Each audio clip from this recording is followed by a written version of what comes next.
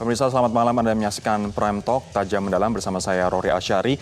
Klaim menang berulang-ulang disampaikan oleh paslon 02 Prabowo Sandi. Bahkan yang membuat publik semakin bingung adalah klaim kecurangan di mana semua pihak seolah-olah dituding curang. KPU dituding curang, Bawaslu dituding curang, pemerintah dituding curang, bahkan MK pun yang belum bersidang terkait dengan sengketa hasil pemilu dituding akan curang. Nah, terakhir BPN mengklaim Prabowo menang 54% pemirsa kemarin ketika hasil penghitungan real count KPU menunjukkan hasil yang sebaliknya di mana Prabowo memperoleh 43% suara. Nah, apa dasar klaim 54% kemenangan Prabowo Sandi menurut penghitungan internal BPN ini dan juga betulkah klaim-klaim curang ini merupakan menurut dengan pendapat dari sejumlah pengamat politik adalah bentuk keputusasaan dari kubu BPN. Pemirsa, inilah Prime Talk, pemilu jangan asal klaim menang.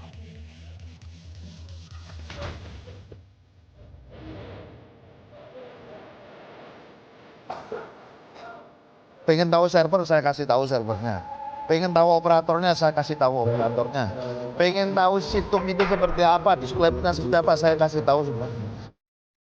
Saya akan menolak hasil penghitungan pemilihan. Setidaknya sudah 4 kali BPN berubah-ubah soal angka klaim kemenangan. Awalnya ada 58%, kemudian 60% pada tanggal 17 April malam lalu, 62% dan terakhir kemarin atau 1 bulan kemudian berubah lagi menjadi 54%. Nah, kalau kita lihat di layar ini klaim kemenangan 62% pemirsa didapat dari 300.000 TPS. Ini didapatkan di tanggal 17 April beberapa jam setelah pemilihan atau pencoblosan berlangsung. Namun 1 bulan kemudian, tepatnya tanggal 14 Mei 2019, BPN menyatakan atau mengklaim bahwa mereka telah mengumpulkan 444.976 formulir C1 plano. Artinya dalam waktu 1 bulan, ketika hanya dalam waktu beberapa jam mereka bisa mengumpulkan 300.000 formulir C1 plano, dalam waktu 1 bulan tambahannya adalah hanya 144.000 sehingga mencapai hanya 444.000. Inilah yang kemudian dikritik oleh Yunarto Wijaya, sekjen dari Persepi, dan mengatakan belum dulu, kita balik lagi ke awal teman-teman, jangan slide yang ini terlebih dahulu. Inilah yang kemudian dikritik oleh sekjen Persepi, Yunarto Wijaya, mengatakan bahwa ngapain saja 1 bulan ini sehingga penambahan formulir C1 hanya 144.000. Nah, ini pun juga yang dipertanyakan oleh sejumlah pollster begitu di Indonesia mengatakan bahwa dengan mengumpulkan 50% lebih formulir C1, kemudian mereka mengklaim menang 54%, seperti apa proporsionalitas dari form C1 tersebut? Apabila form C1 tersebut didapat hanya dari daerah-daerah yang Prabowo Sandi menang, misalnya seperti di Sumatera atau di Jawa Barat atau di Banten atau di beberapa wilayah di Kalimantan, tentu saja hasilnya sesuai atau suka-suka seperti yang diharapkan oleh pihak BPN. Itu adalah pendapat dari sejumlah pengamat politik dan juga sejumlah pollster. Nah, sementara di data situng KPU sampai dengan malam ini menunjukkan hasil yang sebaliknya.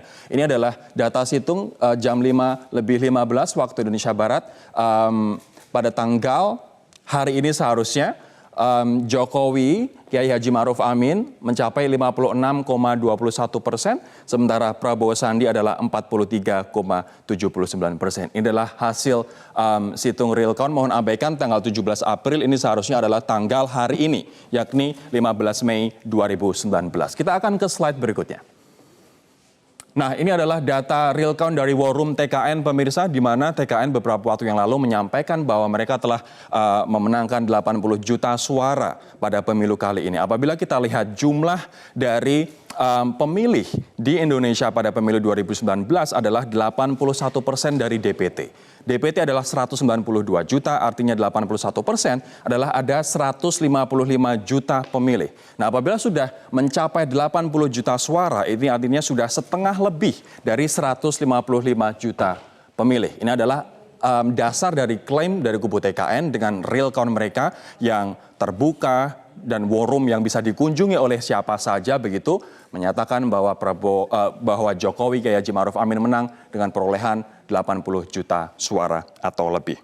Nah, ada perbedaan mencolok apa yang disampaikan oleh BPN, oleh Prabowo kemarin dengan data dari real count yang disampaikan oleh KPU dan juga rapat pleno penentuan penghitungan suara di sejumlah provinsi di Indonesia. Untuk Anda ketahui, di Kalimantan Barat dan juga Nusa Tenggara Timur saat ini rapat pleno tingkat provinsi sudah selesai dan juga sudah mengetok hasil akhir penghitungan suara. Kita lihat bersama-sama.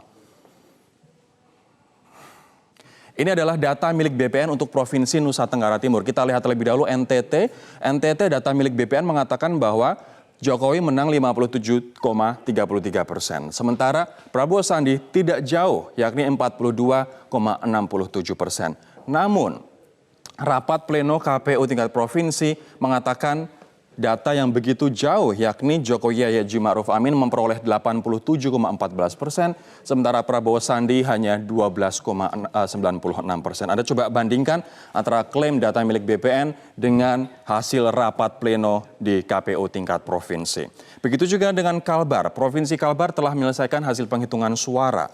BPN mengklaim bahwa Jokowi Haji Ma'ruf Amin hanya memperoleh 31%, sementara Prabowo Sandi 68,08%. Padahal rapat pleno di tingkat provinsi sudah memutuskan bahwa Jokowi menang dengan 57,51%, sementara Prabowo Sandi hanya mendapatkan suara 42,49%. Kita ingin mengetahui dan juga kita ingin membedah seperti apa sebenarnya penghitungan suara yang dijadikan dasar oleh BPN untuk mengklaim kemenangan yang nampaknya berubah-ubah setelah 58%, 60%, 62%, terakhir kemarin 54%. Kita akan berbincang dengan 3 orang narasumber di studio dan juga nanti ada 1 orang narasumber di luar studio. Ada Pak Putu Arta, Wakil Ketua Saksi dari Tim Kampanye Nasional Jokowi Ma'ruf Amin. Pak Putu, selamat malam. Malam. Ada juga Pak Badarudin Andi Picunang, Ketua DPP Partai Berkarya bagian dari BPN. Pak Badar, selamat malam. Selamat malam. Ada juga Kang Ray Rangkuti, pengamat politik. Kang Ray, selamat malam. Malam. Saya juga akan menyapa Mas Hashim Asyari, Komisioner KPU yang bergabung bersama kami dari gedung KPU Jakarta. Mas Hashim, selamat malam. Selamat malam, Mas. Selamat malam, Mas Hashim. Assalamualaikum. Saya akan ke Mas Andi terlebih dahulu atau Mas Badar. Mas Badar, apa sebenarnya yang membuat klaim kemenangan berubah 4 kali dari 58%, 60%, 62%, kemudian sekarang terakhir 54%? Ya, perjalanan waktu ini kan dinamis dan masukan dari tim-tim di bawah, utamanya tim kampanye, pelaporan ke posko BPN itu kan setiap hari ada perkembangan dan berdasarkan uji hasil terakhir sebagaimana yang diumumkan 54% itu kemenangan Pak Prabowo masih di atas, walaupun data yang baru masuk itu sekitar 51% dari data yang ada. Dan ini yang diyakini oleh Pak Prabowo bahwa pihak Pak Prabowo Sandilah yang akan memenangkan pertarungan ini berdasarkan data dan fakta yang ada. Kalau data 51% artinya ada 444.000 formulir C1 dari 444.000 TPS begitu. Yang kemudian menjadi pertanyaan, beberapa jam setelah pencoblosan sudah bisa mengklaim 62% dari 300.000. 1 bulan berlalu hanya nambah 144.000 TPS. Apa yang terjadi sebenarnya,